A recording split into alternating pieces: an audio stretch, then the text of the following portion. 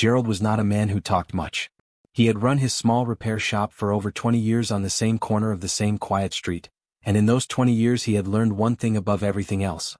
People who walked through his door were not always looking for conversation. Sometimes they just needed something fixed. The shop was not much to look at. A wooden counter worn smooth from years of use.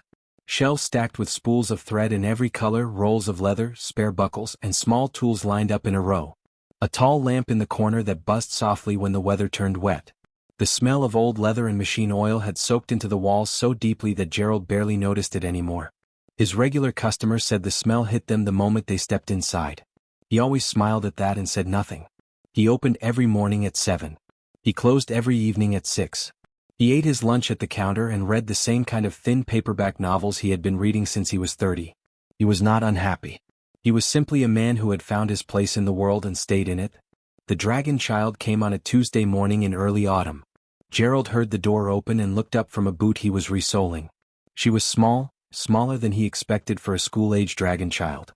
Her scales were a pale green along her arms and the back of her neck, fading to a softer gray at her chest and hands. Her wings were folded flat against her back the way young dragons did when they were uncomfortable, pressed so close they were almost invisible beneath her jacket. She had large dark eyes and she kept them fixed on the floor as she walked to the counter. She was carrying a school pack that looked like it had lost a serious fight. Gerald set the boot down and straightened up. The pack was a standard school type, the kind all the children in the district carried, with 2 wide shoulder straps and a main compartment and a front pocket. But one strap had been torn almost completely from its base, hanging by a few threads. The side seam had split open from top to bottom. And across the front panel there were 2 long parallel marks, deep and clean, the kind that did not come from a fall or a scrape. They came from claws. Something had grabbed this pack and pulled hard. The child placed it on the counter and stepped back. Gerald looked at the pack for a moment. Then he looked at her. She was still looking at the floor. Her small hands were clasped together in front of her and she was very still in the way that children are still when they are trying very hard not to seem upset. He did not ask what happened. He had been doing this work long enough to know that the story behind the damage was not always his business. His business was the damage itself. Everything else belonged to the person who brought it in. He picked the pack up and turned it over slowly in both hands. He checked the remaining strap. Still solid. He pressed the split seam between his fingers and felt the fabric. Still good material, just torn through. The claw marks had gone through the outer layer but not into the lining. Reparable. All of it reparable. He set it back on the counter and looked at her again. She had finally looked up. Her dark eyes moved from the pack to his face, waiting. Gerald told her it would be ready before school the next morning. He told her to come by at 7:30. She gave one small nod. Then she turned and walked out of the shop and the door swung shut behind her. Gerald stood at the counter for a moment after she left. The shop was quiet again. Outside he could hear the distant sounds of the street, the early morning foot traffic, a cart rolling over the uneven road. He looked at the torn pack sitting on his counter. He picked it up and carried it to his back workbench. He worked on it that evening after he closed the shop. He took his time with it. He removed the torn strap completely and replaced it with a new one cut from his best stock, thick and dark brown, double-stitched at the base so it would not pull loose again. He ran fresh thread along the entire split seam, not just the open part but the whole length of it, reinforcing what was still holding so it would not give later. For the claw marks on the front panel he found a piece of dark fabric that was close enough in color, cut it carefully, and stitched it flat over the damage with small tight stitches that would not catch or fray. When he was done he held it up under the lamp and turned it slowly. It looked like a normal school pack. Clean. Solid. The kind a child could carry without anyone looking twice at it. He set it on the end of the counter near the door where he put finished work, smoothed the front pocket flat with his hand and turned off the lamp. In the morning she came back at exactly 7:30. Gerald took the pack from the shelf and placed it on the counter in front of her. She looked at it for a long moment. She ran one small finger along the new strap, then along the front pocket where the claw marks had been. Gerald told her there was no charge. She looked up at him then. Really looked at him for just a second in a way that was hard to describe. Not quite surprise. Not quite gratitude. Something quieter than both. Then she picked up the pack, turned around and walked out toward the school road. Gerald watched her through the front window until she turned the corner. Then he went back to work. She came back on a Wednesday. Gerald was in the middle of repairing a leather belt when the door opened. He recognized her immediately, the small green scales, the wings pressed flat, the eyes that moved to the floor out of habit. He recognized the pack too even before she set it on the counter. It was the same one. He could see his own stitching on the side seam and the dark patch on the front panel where the claw marks had been. But the pack looked worse than the first time. Much worse. He set the belt down and walked to the counter. The new strap he had fitted was still holding, which was something. But the front pocket had a burn mark across it, wide and uneven, the kind that came from a direct flame held close. The main buckle at the top was snapped clean in two, not bent, not cracked, snapped, which took real force. The bottom corner of the pack had been torn open again and there was a dark stain on the fabric that Gerald did not look at too long. Sora stood on the other side of the counter with her hands clasped together the same way as before. Perfectly still. Eyes down. Gerald picked up the pack. He turned it over. He pressed the burned fabric between his fingers. The burn had gone through the outer layer but the pocket lining was still intact. The buckle would need a full replacement. The torn corner would need a new panel, not just a patch this time. He set it down and looked at her. She was watching him now, waiting the same as before. He told her it would be ready in the morning. She nodded once and left. Gerald stood at the counter after the door closed and looked at the damaged pack for a long moment. The burn mark. The snap buckle. He was a man who worked with materials every day, who understood how things broke and what it took to break them. He knew the difference between damage that happened by accident and damage that happened because someone had decided to cause it. He picked the pack up and carried it to his workbench without saying anything to the empty shop. That evening he worked carefully. He cut away the burned panel on the front pocket and replaced it entirely with new fabric, matching the color as closely as he could. He sorted through his buckle collection until he found one that was the right size and the right fit, solid brass, heavier than the original, the kind that would not snap easily. He repaired the torn corner with a reinforced patch, double-layered, stitched twice around the edge. When the repair work was done he sat back and looked at the pack under the lamp. Then he opened the front pocket he had just replaced and sat quietly for a moment. He was not a man who did grand things. He had never been that kind of person. He did not make speeches or announce his feelings or try to fix problems that were bigger than what was sitting in front of him. He fixed what was in front of him. That was what he did. That was what he had always done. But he thought about those dark eyes looking at the floor. He thought about how still she stood, the kind of still that children learn when they have had to learn it. He got up and went to the small shelf near the window where he kept a few personal things. A tin of mints, a spare pair of reading glasses, and a small stack of thin paper he used sometimes when business was slow, folding it into shapes the way his father had taught him when he was young. He took one sheet and sat back down at the workbench. His hands moved slowly at first, then with more confidence as the memory came back. A fold here, a crease there, the paper turning in his fingers step by step until it sat on the workbench in front of him in the shape of a small bird, wings slightly open, head tilted forward the way birds look when they are paying attention to something. It was not perfect.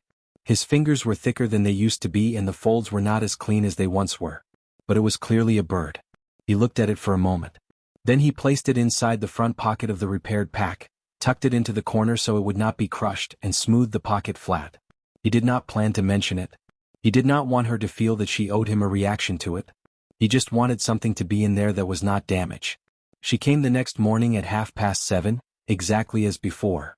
Gerald took the pack from the shelf and set it on the counter. She looked at it the way she always did, checking it over carefully with her eyes before she touched it. She ran her finger along the new front pocket. She pressed the new buckle once, testing it. She lifted the pack and felt the weight of it, checking the straps. Then she opened the front pocket. Gerald had gone back to his workbench and was sorting through a box of spare rings and clasps, giving her space. He was not watching her. But the shop was small and quiet and he heard the soft sound of the pocket opening and then a silence that was slightly different from the silence before it. He did not look up. After a moment he heard the pocket close. She picked up the pack. She put it on her back. She walked to the door. And just before she stepped outside she stopped for 1 second, not long, barely a second, and said in a voice that was very small and very quiet, "Thank you." Then she was gone. Gerald kept sorting through his box of clasps and said nothing to the empty shop. But he was smiling. Gerald noticed at 7:45. That was when he noticed because that was when she was usually already gone. She came at 7:30, collected her pack, and was on the school road before 7:45. Every time. She was not the kind of child who was late. She was the kind of child who was careful, who moved through the world quietly and on schedule, who did not draw attention to herself if she could help it. At 7:45 the counter was empty and the repaired pack was still sitting on the shelf where he had put it the night before. Gerald stood at the window and looked out at the street. The morning foot traffic was thinning out. The school road would be quieting down now, the last of the children filtering in through the gates. He watched the corner where she usually appeared from and counted the minutes without meaning to. By 8 o'clock he went back to work and told himself she was probably sick. Children got sick. It happened.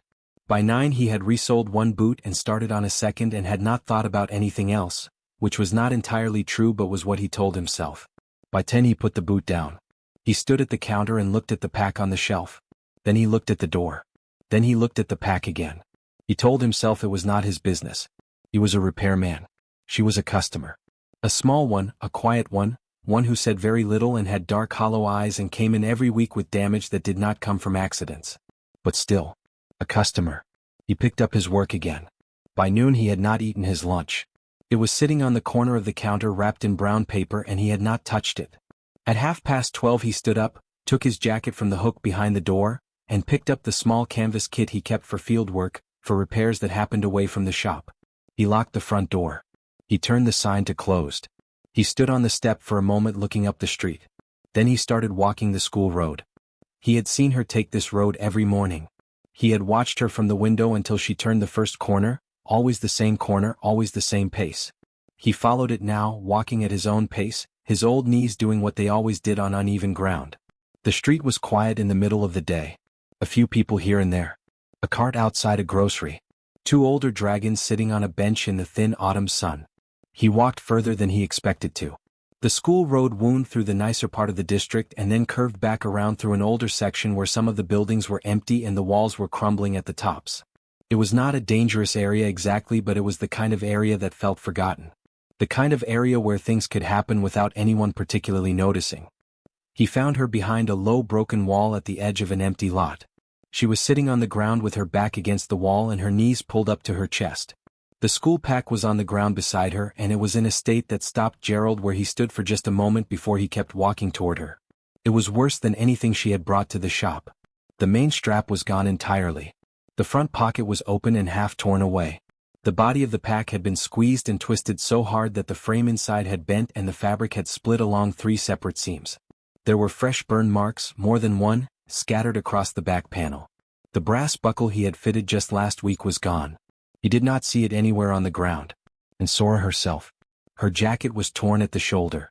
One of her folded wings was not folded the same as the other.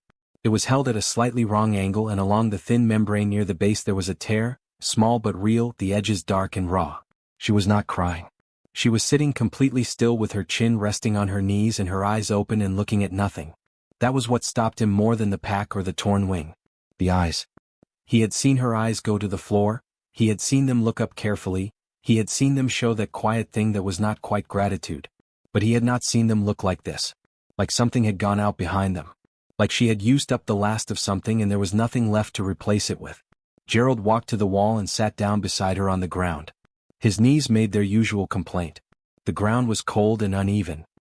He settled himself slowly and then he opened his canvas kit on his lap and looked at the pack lying in the dirt beside her.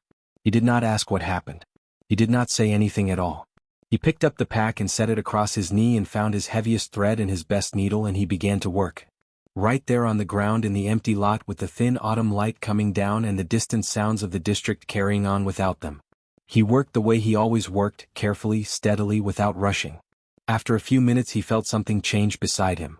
She had turned her head and was watching his hands. He kept working. After another minute she shifted slightly, just slightly, and her shoulder came to rest very gently against his arm. Gerald kept his eyes on the stitching. He did not move away. He just kept sewing. It started the next morning. Gerald was at the shop at 7 as usual, but this time he was not behind the counter. He was standing outside on the front step with his jacket on and his canvas kit over his shoulder and a cup of tea in his hand that he had not quite finished. When Sora came around the corner and saw him standing there she slowed down and looked at him with a careful expression. Gerald told her he had been thinking about his knees. He said the doctor had told him a long time ago that walking was good for them and that he had not been doing enough of it. He said the school road was a reasonable distance and the morning air was not bad this time of year and he thought he might walk that way for a while, if she did not mind the company. Sora looked at him for a moment. Then she looked at the ground. Then she said she did not mind. They walked together that first morning without talking much.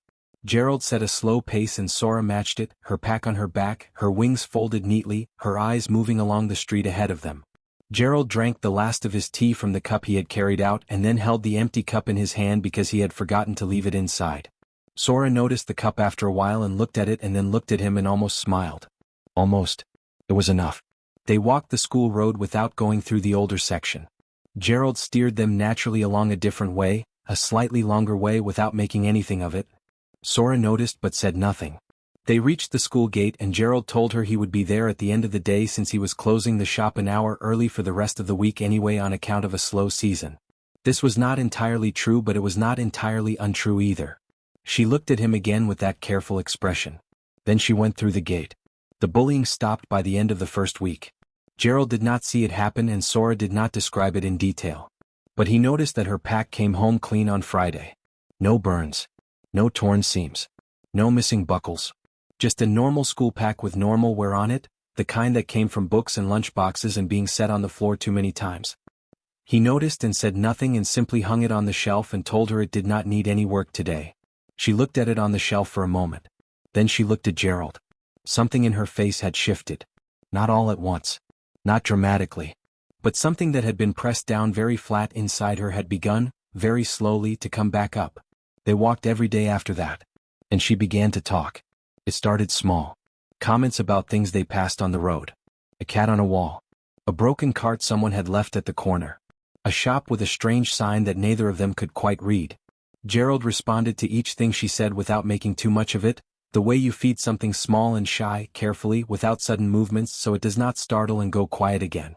Then one morning she told him her mother worked night shifts at the processing plant on the far side of the district. She said it matter-of-factly, looking straight ahead as she walked. She said her mother left before dark and came home after sunrise and that Sora made her own breakfast and walked to school alone because that was just how things were. Gerald listened. He did not say that it was sad or that it was hard or any of the things that adults sometimes said that made children feel like their normal life was something to be pitied. He just listened and then said that her mother must work very hard. Sora said yes. She does. And that was all for that morning. But the next morning she told him about her father. She said it the same way, matter-of-factly, looking ahead, walking at their usual pace. She said he had left when she was very young and that she did not really remember him well and that her mother did not talk about him much. She said she had found a photograph once in a drawer but it had not meant much to her because a photograph was just a photograph. Gerald walked beside her and listened to every word. When she finished he said that it sounded like her mother had done a very good job on her own. Sora was quiet for a moment. Then she said yes, she has. After school that day she followed him back to the shop without him asking. She stood inside the door for a moment looking around at the shelves and the workbench and the tall buzzing lamp the way someone looks at a place they have been curious about for a long time. Gerald went behind the counter and picked up the work he had left that morning, a torn satchel belonging to one of his regular customers. After a while Sora came and stood on the other side of the counter and watched his hands. He explained what he was doing as he did it. Not in a teaching way, just in a talking way, the way he might explain it to himself. The type of stitch for this kind of fabric. Why you reinforce the corner before the seam and not after. How to read the damage to understand what caused it. She listened the way he had listened to her on the road. Carefully. Without rushing. By the end of the week she was sitting on the stool beside the workbench with a scrap of fabric in her hands, practicing a basic stitch, her small fingers moving slowly and with great concentration. Gerald worked beside her and said nothing except when she asked. The shop was quiet and warm and the lamp buzzed softly in the corner. It felt, without either of them saying so, like exactly the right place to be. She came on a Thursday evening just before closing. Gerald was alone in the shop, sweeping the floor behind the counter when the door opened. He looked up expecting a last-minute customer with something that needed a quick fix before the weekend. Instead he saw a dragon woman he did not recognize, tall, with deep green scales darker than Sora's, and tired eyes that had the particular kind of tiredness that did not come from one bad night but from years of early mornings and late ones running together without enough rest in between. She was wearing a work jacket with the logo of the processing plant on the shoulder. Gerald set the broom against the wall. She stepped inside and looked around the shop the way Sora had looked around it that first afternoon, taking it in carefully, checking it against whatever picture she had built of it in her mind. Then she looked at Gerald and said she was Sora's mother. Her name was Anne. Gerald said it was good to meet her and asked if she would like to sit down. There were 2 old chairs near the window that he kept for waiting customers. and sat in one of them, and Gerald pulled the other around from behind the counter and sat across from her. The shop was quiet. The lamp buzzed in the corner. Outside, the street was settling into its evening sounds, softer and further apart than the daytime ones. And sat with her hands folded in her lap and looked at the floor for a moment before she spoke. She said that 3 months ago Sora had stopped eating properly. Not all at once but gradually, picking at food, leaving things on her plate, saying she was not hungry when Anne could see that she was. She said Sora had stopped sleeping well too, that Anne would come home from her night shift and find her daughter sitting awake in the early morning light with that particular look on her face that a mother recognized even when her child was doing everything possible to hide it. She said she had tried to ask. Sora was not a child who talked easily about hard things. She would say she was fine and change the subject, and Anne had not wanted to push too hard because pushing too hard with Sora never worked. It only made her go quieter. She said she had been frightened. Genuinely frightened in the way that sat in your chest and did not leave. Gerald listened without interrupting, and said that then something changed. She could not point to an exact day. It was gradual, the same way the other thing had been gradual, but in the opposite direction. Sora started eating again. She started sleeping. She came home from school with a straightness in her back that had not been there before, and something behind her eyes that was present and steady instead of hollow and far away. She started talking at dinner, small things, things she had seen on the road, things she had learned, things that made her almost smile. And said she had asked Sora what had changed. Sora had said, "A man fixes things." That was all she would say. "A man fixes things." And had waited for more, but there was no more. Just that, said quietly, with a look on her face that closed the subject in the gentle way that Sora had of closing subjects. And had found the shop eventually through the school road neighbors, people who had seen Gerald and Sora walking together in the mornings and afternoons. She had come to say thank you because she did not know what else to do with what she was feeling, and thank you seemed like the place to start. Gerald was quiet for a moment after she finished. Then he said that he had not done very much. He said Sora had brought in a torn pack and he had fixed it, and that had led to other things, but that none of it had been planned or deliberate. He said he had only ever fixed what was in front of him. That was the whole of it. And looked at him. She said that sometimes that was everything. Gerald looked at his hands for a moment and did not answer. And stood to leave and then stopped. She was looking past Gerald at the shelf behind the workbench, the long wooden shelf that ran the full length of the back wall where he kept finished work and spare materials and the small accumulated objects of 20 years in one place. On the far end of the shelf, past the spools of thread and the sorted buckles, there was a small pile of things that did not obviously belong with the rest. Torn straps. Split buckles. A burned strip of fabric. A piece of dark panel with 2 long clean marks across it. A snapped brass buckle that Gerald had replaced with a heavier one. Pieces of worn and damaged material that had no practical use, that served no purpose on a working shelf. And looked at the pile for a long moment. She said, "What are those?" Gerald turned and looked at the shelf. He was quiet for a second, as if he was considering the question honestly. Then he said he was not entirely sure. He said he had just kept them. He said he supposed he had not thought about it much. He had just set them aside after each repair and not thrown them away, and he had not examined the reason very closely. And looked at the pieces on the shelf for a long time without speaking. When she turned back, her tired eyes were very bright. She did not say anything else, and Gerald did not either, because there was nothing that needed to be said. Some things explain themselves completely without words, the way a careful stitch explained itself, the way a repaired strap explained itself, the way a small paper bird tucked into a front pocket explained itself. And thanked him once more at the door. Gerald nodded and wished her a safe walk home. He stood at the window and watched her go up the street in the evening light until she turned the corner. Then he turned back to his shop, to his counter and his lamp and his shelves, and he stood for a moment looking at that small pile of torn and broken things on the back shelf. He did not move them. He went back to his sweeping instead, and the lamp buzzed softly, and outside the street went quietly on.